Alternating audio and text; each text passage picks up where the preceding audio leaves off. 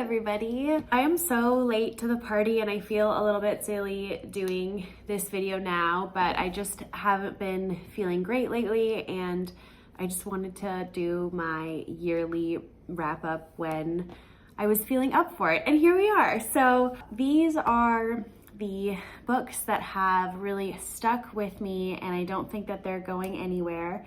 And I wanted to share with you all. I hope that you've had a really lovely holiday season and a lovely new year. I myself have never been into like setting goals or intentions for the new year. I don't know why, like to me, it's just like a regular old day. I went to bed at like 10, just like I do every other night. I might be like the outlier, but yeah, I don't know. But if that's your thing, I hope that it was meaningful for you and you enjoyed yourself. Anyways, I tried to make this a little bit more fun for me and for you. So I've split up my favorites into categories because I did notice that there was kind of a pattern of the general vibe, for lack of a better word. So that's kind of how I have grouped them. Now, in terms of like a hierarchy, I'm letting that go. I think we can all guess, if I had to rank order these, what that would look like. So I'm going to spare you all and go through the categories that I came up with. So the very first one is books that made me feel really good. Books that either expanded my consciousness, made me look at the world through, I don't want to say rose-colored glasses, but they did make me feel more hopeful and more joyous when it came to looking at the world, because oftentimes I look at it with this like pit in my stomach and this impending doom. And although that's a reality, I think it's also important to just highlight moments of beauty and splendor and awe. And these books just truly did that for me, and I'm forever grateful. The first one being Upstream by Mary Oliver. That was kind of my introduction to her work, and it sort of gave me a similar feeling of awe and magic and wonder as Braiding Sweetgrass did the very first time I read it. It's that kind of like medicine, like just elixir that you take that makes everything just so wonderful and makes you feel so appreciative and wrapped up in this net of otherworldly beings, or like non-human beings that are all supporting us, and we all exist in this world together and we're all interconnected. That sort of idea and that sort of discourse, I guess, is what Upstream also kind of touches on in a very different way than Braiding Sweetgrass does. But I welcomed that feeling so wholly, and it was just so wonderful. Mary Oliver has such a special gift of just speaking about nature and the natural world, and in a really intimate way that feels so sincere and so special, almost like you are seeing the world through her lens, even if it's just momentarily as you're consuming her work. But it's so evocative and it truly transpires from the page onto your own psyche. My cat's gonna be meowing the whole time. I've played with him twice, but he is just wanting attention, I suppose. But anyway, so where was I? And it made me feel like I was sharing these intimate moments with a really dear friend of mine, and sharing that vulnerable and that just really beautiful way of looking at life, and having that sort of through osmosis seep onto me. Yeah, it was just such a beautiful read. It's a book of essays actually, so it's not a poetry collection. And yeah, it was absolutely beautiful. Highly recommend if you haven't picked it up already. And along that similar vein, we've got The Book of Delights by Ross Gay. And this book I saw based on the recommendation of a bookstagrammer that I follow. I will link their name here. They wrote the most beautiful caption and like love letter to this book, and I was like, oh my gosh, what is this? I too must feel the things that they're feeling, and sure enough, I do. And I've also talked about this at nauseum, but this book is also nonfiction, and we hear from the perspective of Ross Gay, the author, and he sets out to write a little vignette, a little something for a whole year about his day. And not to be super cheesy, and it's gonna come off as super cringe, but I genuinely feel like this book made me a better person. I feel like while I was reading it and after, it's made me more of a considerate person, more attentive and prone to take a second at the end of my day and kind of archive and go through my own day and kind of take out and highlight tiny little inconsequential moments of my day and amplify them to kind of take out as much of the beauty and that pleasure that it brought me in that tiny second of my day. And yeah, it just made me ponder those little moments and kind of hold them close to me so much more than I would otherwise. Like, this sounds so like moonchild of me, but it was such a beautiful practice, and I still do it to this day. It makes life so much fuller and so much more enjoyable and delightful, as he so rightfully named his book. I also found his voice really endearing and really caring, and it made me just fall in love with him as a person. Like, I wish he was my friend or a dear family member that I could just pull wisdom from and have them around me. It's one of those people that I can only imagine exude that really beautiful energy when you're around them. I mean, if they can convey that to the page, surely that's also how they carry themselves in this world. And yeah, I just thought that entire experience was just really beautiful. And actually, I noticed that he did come out with another book. I think it's called Enticing Joy or something like that. That is on my list because I saw that the old bookstore I used to work at posted it on the gram, and I was like, I got to get on that immediately.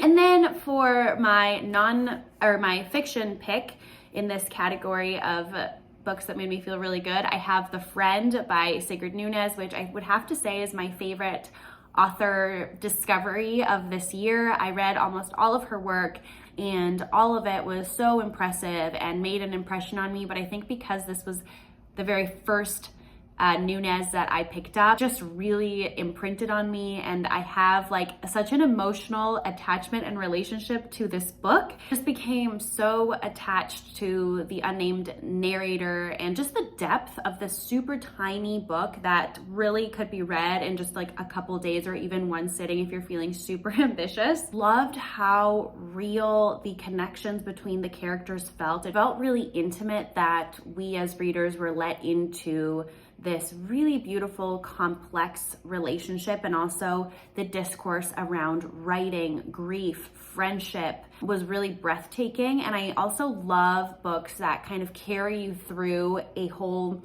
cycle in someone's life, or the duration of a relationship or friendship through like its inception to the end. I just really like that. And this book really, it does kind of operate in that cyclical life cycle that's just, yeah, super appealing to me. And I just absolutely loved this book, and I think it's like my go-to recommendation for almost anyone. I feel like this book will, well, I'm gonna take that back because I've said that once and I can't remember which book it was. I was like, this book is like a instant yes go-to recommendation, and people were like, we did not like.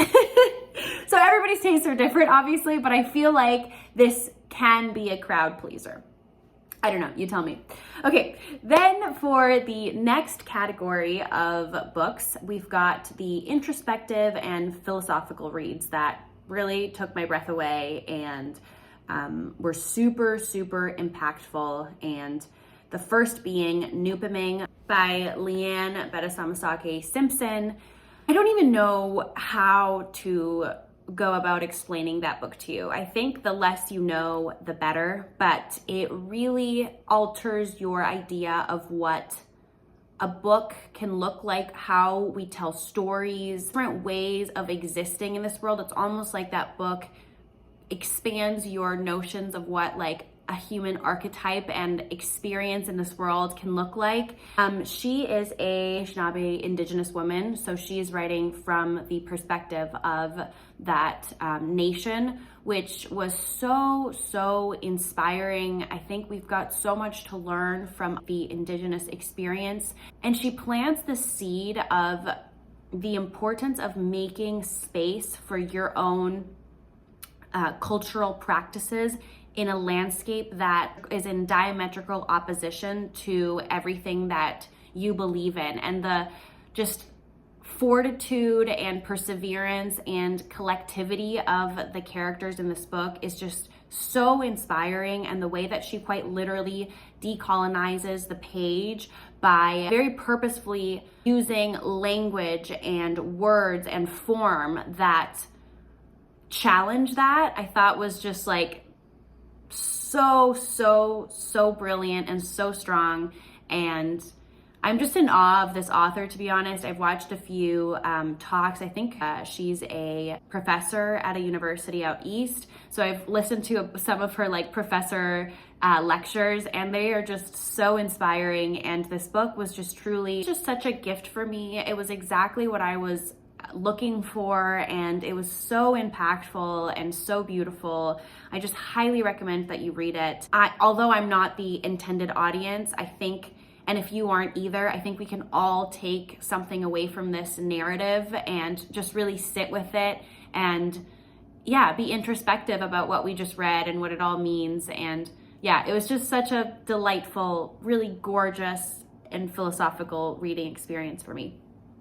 The next one is going to be no surprise to any of you, because as soon as I said philosophical, this book should have come into your brain immediately. But we've got Sheila Heti's Pure Color, which we all know she is friend-of-me #1 of Literary Iggy on this channel. We have trashed Heti before, but I also have to give credit where credit is due and applaud her for this magnificent literary work that rocked my world. I have not stopped thinking about this book. It was like a religious experience for me. It was unreal. And I think why it was so striking was because I really did not expect it. I mean, I honestly went into it being like, here we go. Like I had my critical lenses on and I had to take them off because I was wrapped up in the spell of this book. I did a whole reading blog about it, but the foundational premise of this book is an invitation to conceive of a world in which we exist in God's first creation or first draft, and we are all descendants from different animals that invoke a different way of being that we all kind of adopt and have evolved from. It's very bizarre. Like, it is super bizarre. So based on that premise, we follow a unnamed narrator, and she is living through a period of grief because her father, who she was very close to, has passed away. And it's talking about so many things. I am struggling to kind of put into words what exactly this book is. But if any of that sounds appealing, or if you want to feel like you are doing some DMT ayahuasca and you want to kind of be immersed in that trippy ass world and to engage in those kinds of weird ideas, pick up Pure Color immediately and thank me later. And then the last book in this category is The Rabbit Hutch by Tess Gunty. This was another book that I really did not think would affect me and hit me the way that it did. We follow a really interesting young girl. She has just come out of the foster care system. She's living with 3 other young boys in this kind of industrially deplete small town in the US. And we follow her very peculiar life circumstance, but also the very unique way in which she takes in the world based on her trauma, life experiences, relationships to others, the hierarchies that exist within her life, and making space for herself and her voice. And that's all I'm gonna say, because the magic of this, and I've said this before in regards to other books, and it sounds cheesy, but it's true. The magic of this book and the layers lie in you not knowing what you're getting yourself into and letting the story unfold before you, and all you have to do is take it in and hopefully enjoy the ride. I have Jalen to thank for this book, because the interview that he does with Tess Gunty was truly phenomenal, and I really respect the author, and she said so many interesting things, and she's so bright that I knew that the book would inevitably also have that really bright intellectual spark, and it didn't disappoint, because it totally did. Okay, then lastly, the final category is melancholic reads, and maybe it's the Pisces in me, I don't know, but I love the blue melancholy vibes from time to time, and these books truly did it for me. The first one being The Seas by Samantha Hunt, which I think we could have all guessed was going to be like my favorite read of the year. Iris, thank you so much for bringing that book into my life, and I hope that I was able to bring it to many more of you, and hopefully you all really enjoyed that novel. I hold that book so close to my heart. I thought that again, similar to the Rabbit Hutch and several other books on this list, the protagonist just like truly permeated my psyche and my soul, and I just felt that she was so real and so beautiful and so layered, and I just wanted to hold her close, and I just found her story so compelling. I've mentioned this book before, but if you're unfamiliar with the plot, imagine we're in Maine, a really small coastal town that suffers from alcoholism, and she is the main voice. She's 19, and she believes that she's a mermaid, and she needs to find her father, who has gone back into the water and come into his embodied mermaid self.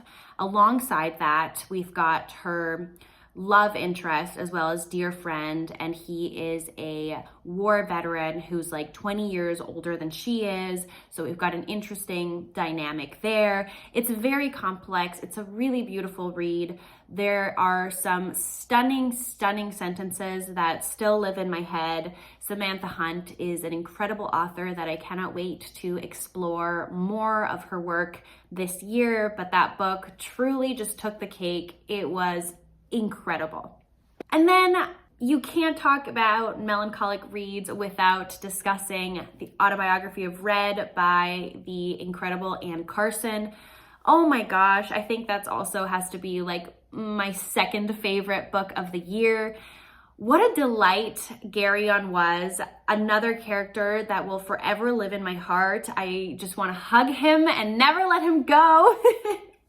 The book is a reimagined conception of a Greek myth, and Garyon is a queer young red monster, and we follow his coming of age tale, his first love, coming into himself, and existing in this really interesting and really cinematic world that he finds himself in. And that's all I'm gonna say for that as well. I did not know a thing before going into this. In fact, I was kind of intimidated because I'm an uncultured gal and I don't know my classics. I don't know any Greek myths. I did not know the characters going into it, but it really does not friggin' matter.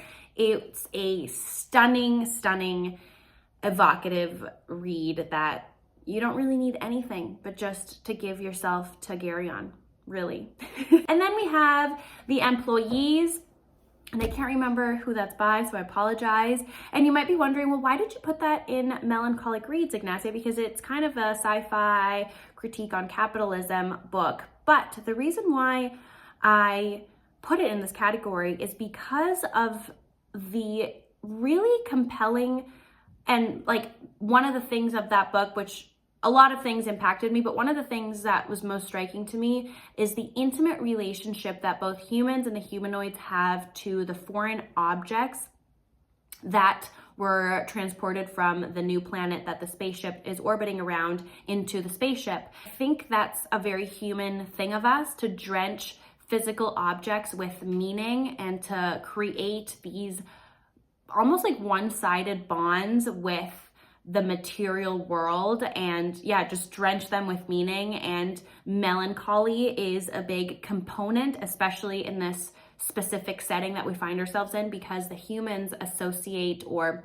are triggered by these objects to think about the past and life on Earth, whereas for the humanoids, these objects don't necessarily have that melancholic feel, but rather inspire excitement about the future and what that may look like. So yeah, I just thought that's very small. I mean, not small, but that element of the book was particularly interesting for me. My dad is an artist and he works in wood. And a lot of the commentary that I hear in relation to his work is how like drawn people are to touch his work and how just soft it is, and just all these, this is getting into such a tangent, but it was interesting to kind of apply that to this novel, and also the stories and relationships that we tell ourselves and hold close to us when it comes to physical objects, and especially art and artistic objects or sculptures and things like that. So yeah, this book was incredible, though. I'm focusing on a very narrow aspect of the book and that reading experience, but highly, highly recommend it. It's also super small. I wish I owned it, but alas, I sneakily read it in like one work shift, so I had to put it back. Don't tell my boss. Okay, and then the very last book that's in this category is Sorrow and Bliss by Meg Mason. I believe that's the author. I hope I'm not wrong.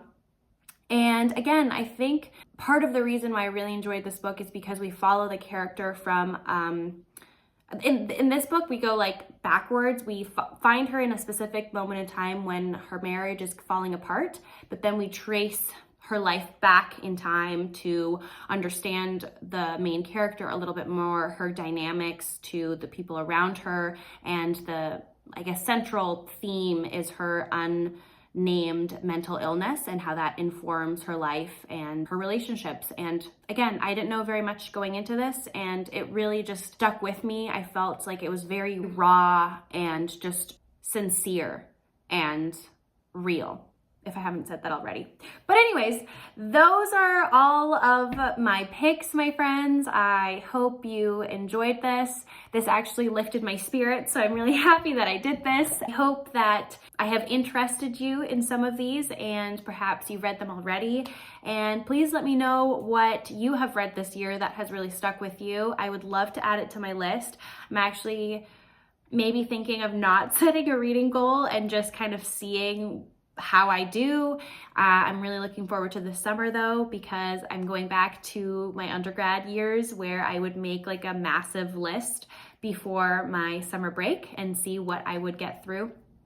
So I'm kind of keeping a little mental and physical TBR list of some exciting reads that I hopefully will be able to tackle this summer.